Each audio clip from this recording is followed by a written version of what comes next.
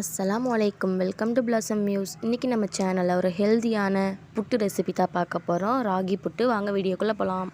இதுக்கு 1.5 கப் நான் ராகி மாவு எடுத்திருக்கேன். இந்த கப் அளவில்.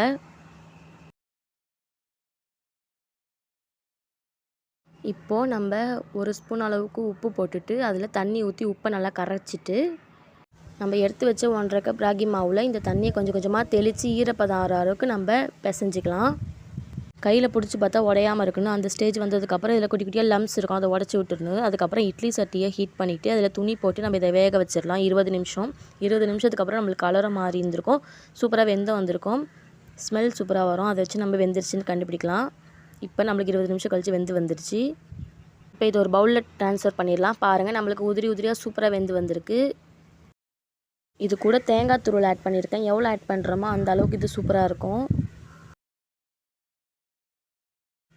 இது கூட நான் வெல்லம் ஆட் பண்ணியிருக்கேன். நாட்டு சக்கரை கூட ஆட் பண்ணிக்கலாம். இதை நம்மளாம் மிக்ஸ் பண்ணிவிட்டு சர்வ் பண்ணிடலாம். பாருங்கள், நம்மளுக்கு சூப்பராக ரெடியாகி வந்திருக்கு ராகி புட்டு. இந்த ஹெல்த்தியான ராகி புட்டை உங்கள் வீட்டில் ட்ரை பண்ணி பாருங்கள். ஆல்ரெடி நம்ம சேனலில் ராகி சேமியாவில் புட்டு எப்படி செய்யுதுன்னு பார்த்துருக்கோம். இப்போ ராகி மாவில் எப்படி செய்யுதுன்னு பார்த்துருக்கோம்.